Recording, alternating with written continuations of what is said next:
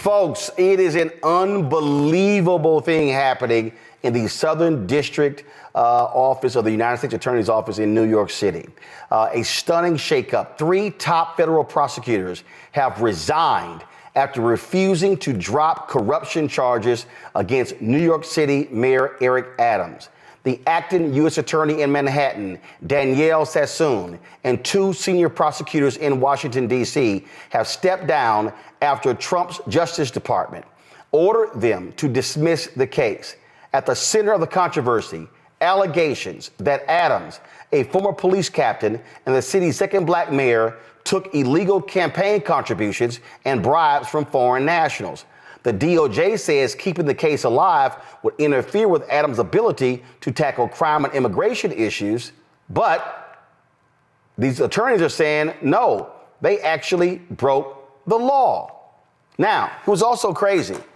The prosecutor wrote, NBC has obtained a letter where Danielle Sassoon has said that the Adams legal team was asking for a quid pro quo with the DOJ saying, hey, if y'all want to see, y'all drop the charges, I'll follow through when it comes to fighting immigration. Not only that, this is a letter this is a former law clerk of Supreme Court Justice Antonin Scalia, who wrote this here, who laid out, he said, I do not repeat here the evidence against Adams that proves beyond a reasonable doubt that he committed federal crimes.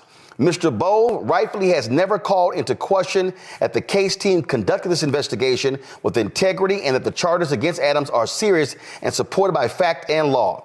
Mr. Bowe's memo, however, which directs me to dismiss an indictment returned by a duly constituted grand jury for reasons having nothing to do with the strength of the case, raises serious concerns that render the contemplated dismissal inconsistent with my ability and duty to prosecute federal crimes without fear or favor and to advance good faith arguments before the courts.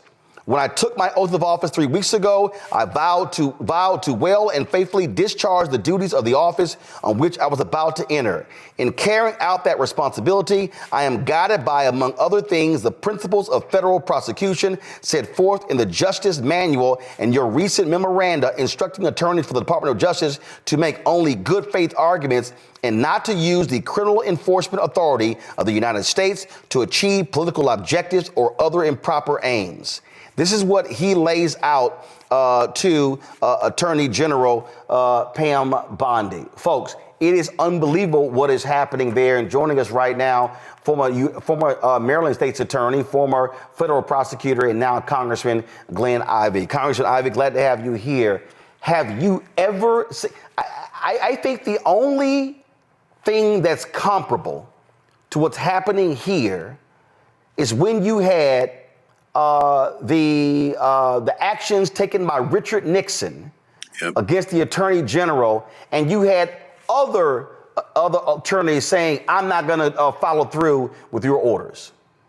Yeah, that was the Saturday Night Massacre, and Archie Cox was the attorney that they were trying to have fired, and they refused to move forward with the firing just because he was investigating Richard Nixon, and they were trying to curtail that investigation and protect Nixon from prosecution.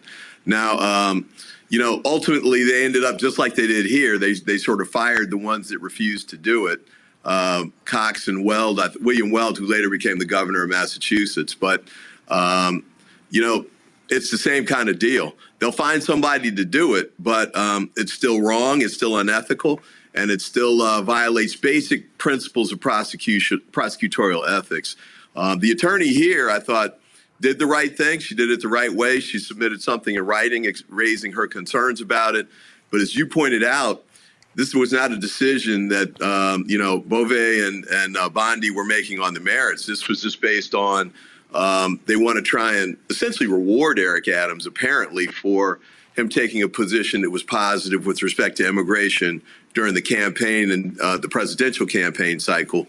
And as Hakeem Jeffries has suggested, the fact that they dismissed it but without prejudice, which means they could bring it back later, means they can hold this over Eric Adams' head as long as he's in office And basically, as Hakeem said, keep him on a short leash and make sure he continues to do the things that the Trump administration wants him to do. This right here, this is what she wrote. Rather than be rewarded, Adams' advocacy should be called out for what it is, an improper offer of immigration enforcement assistance in exchange for a dismissal of his case. She says, she lays it out right here. Yeah, absolutely. And it's an improper thing to do because, if you're going to drop a case of this magnitude, you bring federal charges against the mayor of New York City. That means this very serious case is gone through all of the channels at the Department of Justice. They're at the U.S. Attorney's Office in Manhattan, but also up to Maine Justice, where the former Attorney General, I'm sure, reviewed this case before it was decided upon. And they decided to go forward based on the merits. There's a sufficient evidence to prove guilt beyond a reasonable doubt, as she states in her letter there. And in fact, they were about to bring a superseding indictment. Yeah, they were about to hit it with another indictment. Yeah, they're going to add charges because they found new evidence that indicated additional criminal charges should be brought. They were about to do a superseding indictment. Instead of going in that direction, though, the Trump administration reversed course totally and told him to throw the case out. Not all the way. So you got to keep it over his head, but enough so that the federal charges don't go forward now unless he carries out the immigration policies that they want. For the people who are at home, explain what a superseding indictment is. Superseding indictment, when a case first goes to a grand jury, the prosecutor presents evidence and asks the grand jury to return charges on particular criminal counts. And let's say they bring, 4 or 5 counts. And that indictment is returned. That means it's presented in court so the defendant knows what the charges are. And then the case begins moving forward in public. As the case goes forward, if prosecutors find new information or new evidence that more crimes were committed, they can add more charges. And they bring a second indictment, or called the superseding indictment, which adds the new charges to the old charges. So in this instance, it looks like what happened was the prosecutors in Manhattan found more evidence of more criminal conduct, or they found evidence that sufficiently bolstered charges that they thought about bringing before but didn't think were strong enough yet. But they found strong enough evidence to add more charges to prove guilt beyond a reasonable doubt against the mayor of New York City. And that's why they were seeking a superseding indictment. So what was crazy here, they found additional charges of him ordering people to destroy evidence. They have all of this, and go to my iPad again. The acting deputy attorney general, Emil Bove, sends a letter saying, hey, drop the charges. And these U.S. attorneys are like, wait a minute, we literally have a judge. I mean, what are you doing? How are you in D.C. making this call when we're sitting here with the information? What the hell is going on? This is, then of course, when he was asked about it in the Oval Office, Trump goes, I know anything about it. No, this is, Eric Adams has been trying to suck up to Donald Trump since Election Day to do this very thing right here. And these attorneys, multiple attorneys, have now quit, saying what the hell y'all doing in D.C. is just wrong and corrupt. Yeah, that's right. And, this was an effort that Adams' lawyers had been working with the Trump administration apparently for some time to try and get this kind of an outcome so that he could avoid criminal prosecution, at least to get through his election, apparently. But I'm sure he's hoping that if he continues to work with them and do what they want him to do on immigration and other things, they just won't bring the charges again. So, we'll have to see how it plays out. But I thought these prosecutors who took a stand and resigned, I thought, it was really profiles in courage. These are young attorneys. She's 38. She's come a long way. She's a Yale Law School grad. As you pointed out, she was a Scalia clerk. Federalist Society. So that means she's conservative. This is not some, wild-eyed liberal, trying to buck the Trump administration. She's one of those ones they're grooming for higher things.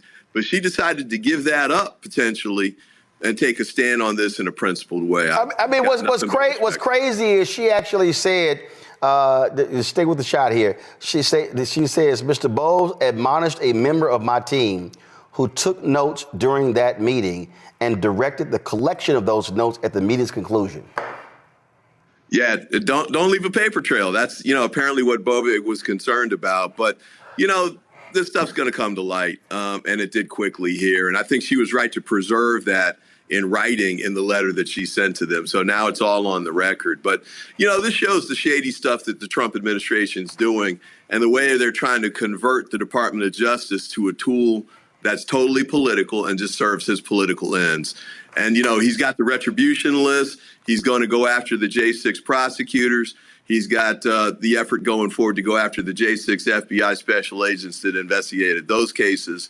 This is part of his total corruption effort of the rule of law and the way the federal prosecution system should work in the United States. And I want folks to understand that, again, typically you have checks and balances when it comes to the FBI, when it comes to the U.S. Marshals. What you have here, especially if he's able to get Kash Patel as his FBI director, he is going to have a team that will not resist him, that will do whatever he wants, that will suck up to him, and then they will ignore judicial orders. I don't trust these people at all, and we've never had a situation, frankly, where you will have the entire Department of Justice, which is the law enforcement mechanism for the federal government, be completely controlled at the whims of an evil, maniacal individual sitting in the Oval Office who wants to exert retribution against any of his real or perceived enemies, whether they are journalists, whether they are corporate America, whether they are other countries. It will be hell on wheels if Kash Patel is FBI director, Pam Bondi is attorney general, and these sycophants are in control. Yeah, 30 of us in Congress came out. We did a letter to the Senate Judiciary Committee 2 days ago asking Grassley and all of the Republicans on the Senate Judiciary Committee. We know the Democrats are going to vote against Patel, but for them to vote against him as well. This guy, he published an enemies list in his book. He's done these children's book calling Donald Trump King Donald, so you know where he's going with that. You had the Trump Attorney General, Bill Barr, say this guy over his dead body should he even be deputy director of the FBI, much less director of the FBI. It's clear he's not qualified. Oh, I forgot. This guy had to take the Fifth Amendment to try and avoid grand jury testimony about Trump. Then they immunized him to force him to testify. And then at his confirmation hearing, he refused to talk about what he testified about. I guess it was just so embarrassing and bad for him. So this is the guy they want to lead the FBI? Well, yeah, because he'll do whatever Trump wants. So, it's Bondi, who was, another Trump sycophant. Her staff is going to be Trump's former criminal defense team in the criminal cases that he had going before. Patel's going to be running the FBI. And you got J.D. Vance threatening the federal judges who are coming out with the injunctions against Elon Musk and those efforts. Vance and those guys and Musk are saying, well, we might have to impeach these guys. That's how he's trying to do a total takeover of the rule of law, the federal prosecution process, and the federal judiciary. All right, then. Congressman Glenn Ivey, I certainly appreciate it. Thank you so very much. Thanks for having me. Support the work that we do. Join our Bring the Funk fan club. You heard what we just talked about there. Folks, I can't reiterate this enough. Listen to me clearly. I cannot reiterate this enough.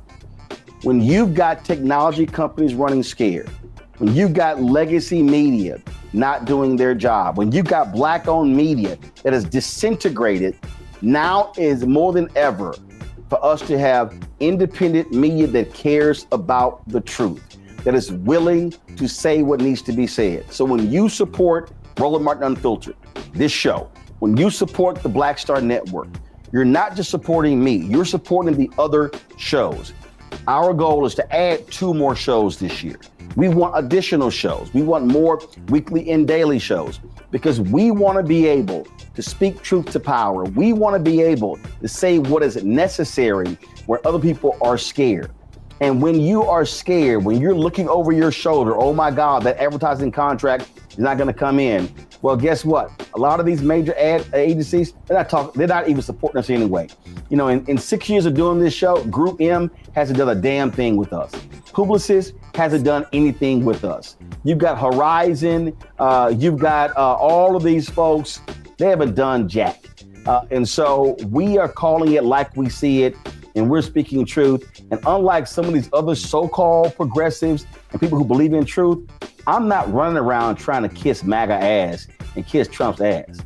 I won't be going to Mar-a-Lago, not for a damn thing. And so this is about us being able to speak truth. So when you support this show and this network with your resources, that is exactly what is happening, because we are trying to build something that is bigger and broader, and actually it has the courage to say what needs to be said, even when it makes other folk uncomfortable. If you want to contribute giving Cash App, use the Stripe QR code. This is it right here. And if you are listening, simply go to blackstarnetwork.com to check it out. Also, if you want to see your checking money order, some of y'all old school, we understand that. See your checking money order to P.O. Box 57196, Washington, D.C., 2003 7-0196. PayPal, R. Martin Unfiltered. Venmo is RM Unfiltered. Zelle, Roland at RolandSMartin.com, Roland at RolandMartinUnfiltered.com. And again, folks, we've got some 4 million social media followers. If only 20,000 of our fans contribute at least $50 each, which comes out to $4.19 a month, 13 cents a day, that's $1 million. It allows us to be able to continue to build, to add these shows and do the work that's required. So your support is needed. So please join our Bring the Funk fan club today if you've not already joined. If you have given to us in the past, please renew your commitment, because it's important that we support Black-owned media, because Black-owned media matters.